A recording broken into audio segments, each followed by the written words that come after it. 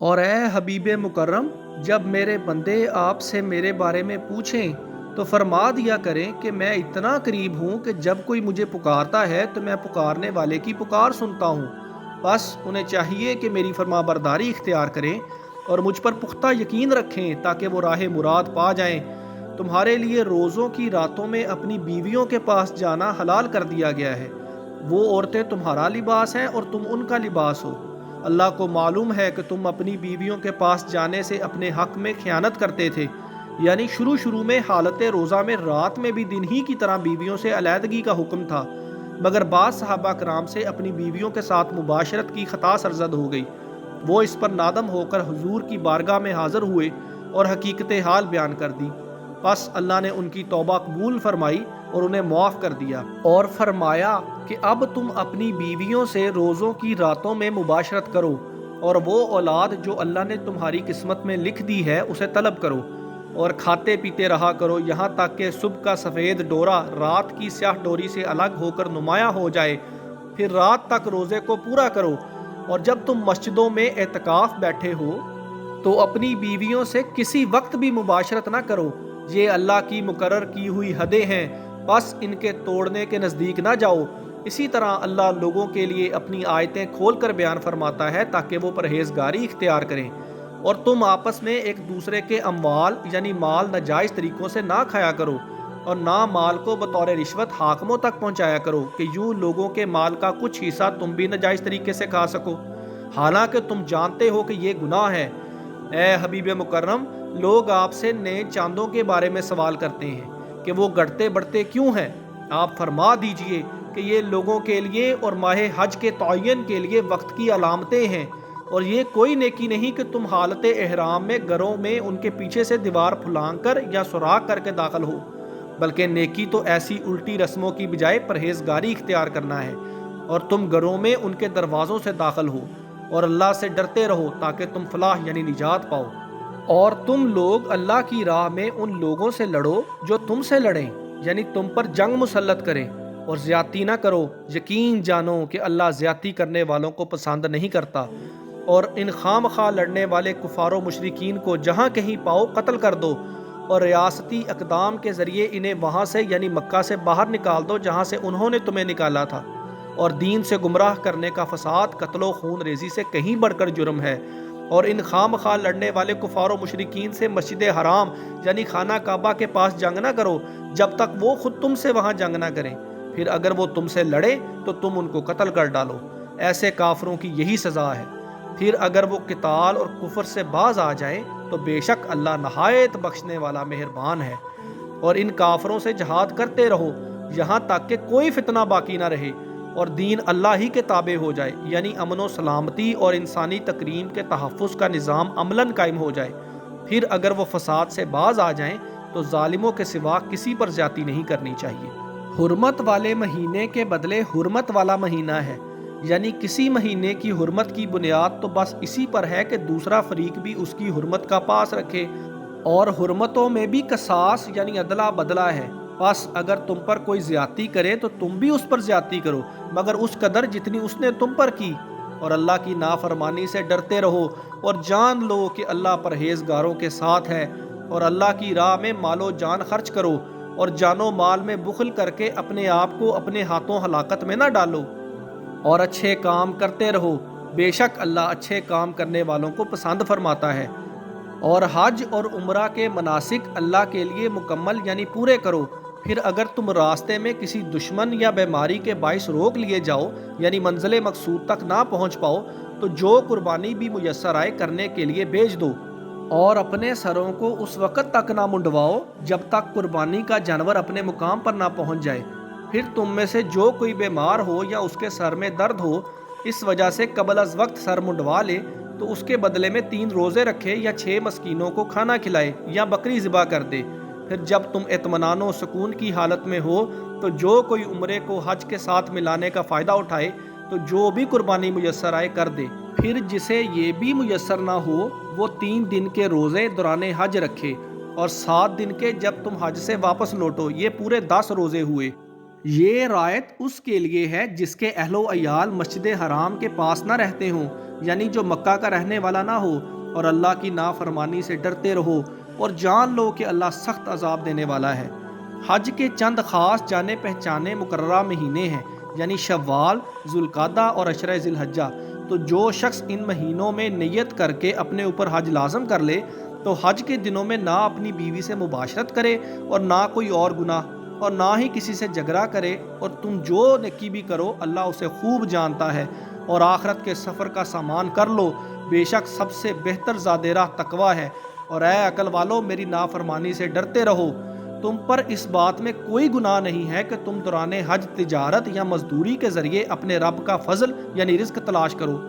پھر جب تم 9 ذی الحج کی شام کو وقوف عرفات سے واپس ہو تو مشعر حرام یعنی مزدلفہ کے پاس کھلے آسمان تلے اللہ کا ذکر کیا کرو، اور اس کا ذکر اس طرح کرو جیسے اس نے تمہیں ہدایت فرمائی، اور بے شک اس سے پہلے تم گمراہوں میں سے تھے۔ پھر اے قریش والو، تم بھی عام لوگوں کے ساتھ وقوف عرفات کرنے کے بعد وہاں سے تمام لوگوں کے ساتھ مزدلفہ ہوتے ہوئے منا واپس آؤ، اور اللہ سے خوب بخشش طلب کرو، اور بے شک اللہ نہایت بخشنے والا مہربان ہے۔ پھر جب تم اپنے حج کے ارکان پورے کر چکو تو منا میں اللہ کا خوب ذکر کیا کرو، جیسے تم اپنے باپ دادا کا بڑے شوق سے ذکر کرتے ہو، بلکہ اس سے بھی زیادہ شدت شوق سے اللہ کا ذکر کیا کرو۔ پھر لوگوں میں سے کچھ ایسے بھی ہیں جو کہتے ہیں کہ اے ہمارے رب، ہمیں دنیا میں ہی عطا کر دے، اور ایسے شخص کے لیے آخرت میں کوئی حصہ نہیں ہے۔ اور انہی میں سے ایسے بھی ہیں جو عرض کرتے ہیں ربنا آتنا فی الدنیا حسنہ وفی الآخرۃ حسنہ وقنا عذاب النار۔ اے ہمارے رب، ہمیں دنیا میں بھی بلائی عطا فرما اور آخرت میں بھی بلائی سے نواز، اور ہمیں جہنم کے عذاب سے بچا لے۔ یہی وہ لوگ ہیں جن کے لیے ان کی نیک کمائی میں سے حصہ ہے، اور اللہ جلد حساب کرنے والا ہے۔ اور اللہ کو ان گنتی کے چند دنوں میں جب تم منا میں مقیم ہو یاد کرتے رہو۔ منا میں 3 دن گزارنا سنت ہے، اور اس دوران جمرات پر کنکریاں مارنا واجب ہے۔ پھر جو شخص منا سے 2 ہی دن میں جلدی چلا جائے اس پر بھی کوئی گناہ نہیں ہے، اور جو شخص 1 دن بعد میں جائے اس پر بھی کوئی گناہ نہیں۔ یہ تفصیل اس کے لیے ہے جو پرہیزگاری اختیار کرے، اور اللہ سے ڈرتے رہو، اور جان لو کہ تم سب اسی کے حضور اکٹھے کیے جاؤ گے۔ اب یہاں اخنس بن شریک منافق بارے بات ہو رہی ہے۔ اور لوگوں میں کوئی شخص ایسا بھی ہوتا ہے اے نبی جس کی گفتگو دنیا کی زندگی میں تم کو دلکش یعنی بلی معلوم ہوتی ہے، کیونکہ کلام فصیح اور شیریں ہوتا ہے اور آخرت کے اعتبار سے ناپسندیدہ ہے، اور وہ اللہ کو اپنے دل کی بات پر گواہ بھی بناتا ہے۔ یعنی وہ منافق اخنس قسمیں کھاتا ہے، جو کچھ میرے دل میں ہے وہ میری زبان کے مطابق ہے، اور کہتا ہے اے نبی، قسم اللہ کی میں آپ پر ایمان لانے والا ہوں اور آپ سے محبت کرتا ہوں، حالانکہ وہ سخت جھگڑالو ہے، یعنی مسلمانوں سے شدید نفرت کرتا ہے۔ اور جب وہ منافق اخنس اے نبی آپ سے پھر جاتا ہے تو زمین میں اس کی دوڑ دھوپ محض اس لیے ہوتی ہے کہ وہ اس میں فساد مچائے اور فصلیں اور نسلیں تباہ کرے، حالانکہ اللہ فساد کو پسند نہیں کرتا۔ اور جب اسے یعنی اخنس کو اس ظلم و فساد پر کہا جائے کہ اللہ سے ڈرو تو اس کا غرور و تکبر اسے مزید گناہ پر اکساتا ہے، بس اس کے لیے جہنم کافی ہے اور وہ بہت برا ٹھکانہ ہے۔ اور اس کے برعکس لوگوں میں وہ شخص بھی ہے جو اللہ کی رضا کی خاطر اپنی جان کا سودا کر لیتا ہے، اور اللہ ایسے بندوں پر بڑا مہربان ہے۔ اے ایمان والو، اسلام میں پورے کے پورے داخل ہو جاؤ، یعنی اپنے ظاہر و باطن دونوں کو اسلام کے رنگ میں ڈال دو، اور شیطان کے نقش قدم پر نہ چلو، بے شک وہ تمہارا کھلا دشمن ہے۔ پس اگر تم اپنے پاس روشن نشانیاں آ جانے کے بعد بھی راہ حق سے پھسل گئے تو یاد رکھو کہ اللہ اقتدار میں بھی کامل ہے، یعنی وہ کسی وقت بھی تمہاری بد عملی کی سزا دے سکتا ہے، اور حکمت میں بھی کامل، یعنی اپنی حکمت سے یہ طے کرتا ہے کہ کس کو کب اور کتنی سزا دینی ہے۔ کیا وہ ملت اسلام کے چھوڑنے اور شیطان کی پیروی کرنے والے یعنی کافر اس بات کے منتظر ہیں کہ ان پر اللہ کا عذاب چھائے ہوئے بادلوں کی صورت میں آئے اور فرشتے بھی نیچے اتر آئیں اور سارا قصہ تمام ہو جائے، یعنی کفار کے لیے عذاب واجب ہو اور مومنین کے لیے ثواب ثابت ہو جائے؟ ایسا یقیناً ہوگا، مگر اس وقت جب یہ کائنات ختم کر دی جائے گی اور جزا و سزا کا مرحلہ آئے گا، اور آخر کار سارے معاملات اللہ ہی کی طرف تو لوٹ کر رہیں گے۔ اے نبی مکرم، بنی اسرائیل یعنی مدینہ منورہ کے یہودیوں سے پوچھیں کہ ہم نے انہیں کتنی واضح نشانیاں عطا کیں، اور جو اللہ کی آئی ہوئی نعمت یعنی وہ آیات جن میں حضور کی نعت اور رسالت کا بیان ہے کو بدل دے تو اسے یاد رکھنا چاہیے کہ بے شک اللہ کا عذاب بڑا سخت ہے۔ کافروں کے لیے دنیا کی زندگی خوب آراستہ کر دی گئی ہے، اور کافر اہل ایمان کا یعنی غریب مسلمانوں کا مذاق اڑاتے ہیں اور دولت دنیا کے غرور میں اپنے آپ کو اونچا سمجھتے ہیں، حالانکہ متقی یعنی پرہیزگار لوگ قیامت کے دن ان پر سر بلند ہوں گے اور کفار پر فخر کر کے ان پر ہنسیں گے، اور اللہ جسے چاہتا ہے بے حساب رزق عطا کرتا ہے۔ شروع میں آدم سے لے کر نوح کے زمانے تک سب لوگ ایک شریعت اور ایک دین پر تھے، پھر جب ان میں اختلافات رونما ہو گئے تو اللہ نے جنت کی خوشخبری دینے والے اور جہنم کا ڈر سنانے والے پیغمبروں کو بھیجا اور ان کے ساتھ حق پر مبنی کتاب اتاری تاکہ وہ لوگوں میں ان امور کا فیصلہ کر دیں جن میں وہ اختلاف کرنے لگے تھے، اور اس میں اختلاف بھی فقط انہی لوگوں نے کیا جنہیں وہ کتاب دی گئی تھی، باوجود اس کے کہ ان یہود و نصارہ کے پاس واضح نشانیاں یعنی روشن آیات جو کہ حضور صلی اللہ علیہ وآلہ وسلم کی تشریف آوری اور آپ کی شان و عظمت کے متعلق تھیں آ چکی تھیں، اور ان اہل کتاب نے یہ اختلاف محض باہمی بغض و حسد کے باعث کیا۔ پھر اللہ نے ایمان والوں کو اپنے حکم سے وہ حق کی بات سمجھا دی جس میں وہ اختلاف کرتے تھے،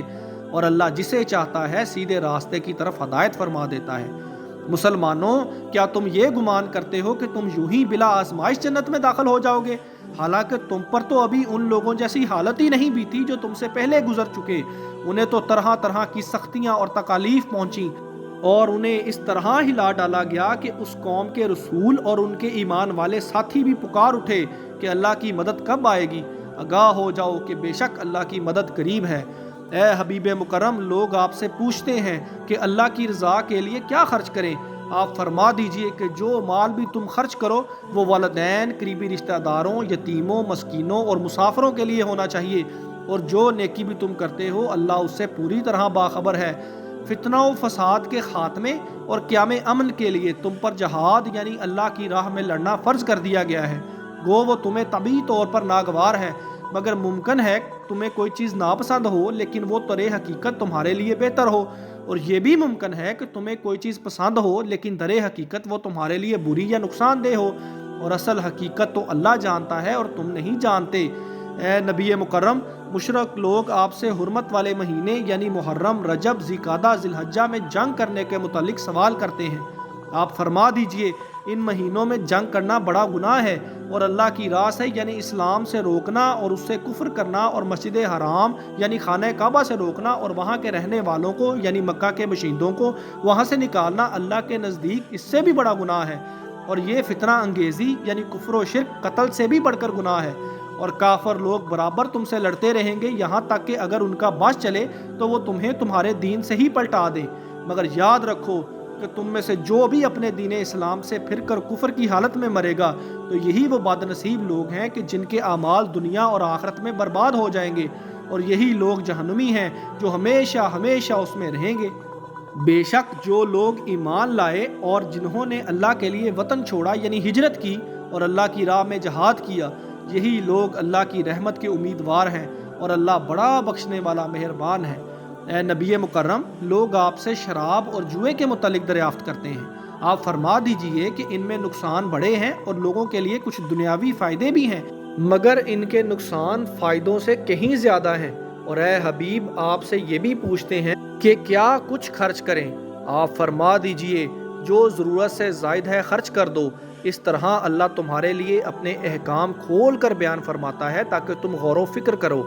تمہارا غور و فکر دنیا اور آخرت دونوں کے معاملات میں رہے۔ اور اے حبیب مکرم، آپ سے یتیموں کے بارے میں دریافت کرتے ہیں، آپ فرما دیجئے کہ ان کی بھلائی چاہنا نیک کام ہے، اور اگر تم ان کے ساتھ مل جل کر رہو یعنی خرچ اکٹھا رکھنا چاہو تو کوئی حرج نہیں، کیونکہ وہ تمہارے بھائی ہی تو ہیں، اور اللہ خوب جانتا ہے کہ کون معاملات بگاڑنے والا ہے اور کون سنوارنے والا، اور اگر اللہ چاہتا تو تمہیں مشکل میں ڈال دیتا یعنی تم پر تنگی کر دیتا اور یہ شرکت کرنے کی تمہیں اجازت نہ دیتا، لیکن اس نے تم پر آسانی کی اور بطور خیر خواہی یتیموں کے شریک رکھنے کو تمہارے لیے جائز کر دیا، بے شک اللہ بڑا غالب بڑی حکمت والا ہے۔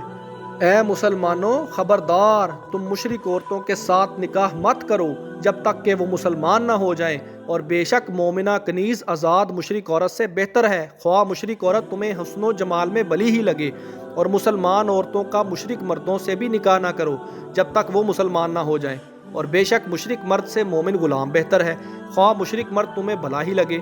وہ کافر اور مشرک جہنم کی طرف بلاتے ہیں، اور اللہ اپنے حکم سے جنت اور مغفرت کی طرف بلاتا ہے، اور اپنی آیتیں لوگوں کے لیے کھول کر بیان فرماتا ہے تاکہ لوگ نصیحت قبول کریں۔ اور اے نبی مکرم، لوگ آپ سے حیض یعنی ایام ماہواری یعنی عورت کے زمانہ خاص میں اس سے ہم بستری کے متعلق دریافت کرتے ہیں۔ آپ فرما دیجئے کہ وہ نجاست یعنی گندگی ہے، لہٰذا حیض کی حالت میں عورتوں سے الگ رہو، اور جب تک وہ پاک نہ ہو جائیں ان سے قربت یعنی جمع نہ کرو۔ ہاں، جب وہ پاک ہو جائیں یعنی خون نجس کا آنا بالکل بند ہو جائے اور عورت غسل کر لے، تو ان کے پاس اس جائز اور فطری طریقے سے جاؤ جس طرح اللہ نے تمہیں حکم دیا ہے۔ بے شک اللہ بہت توبہ قبول کرنے والوں سے محبت فرماتا ہے، اور ان سے محبت فرماتا ہے جو خوب پاک صاف رہیں۔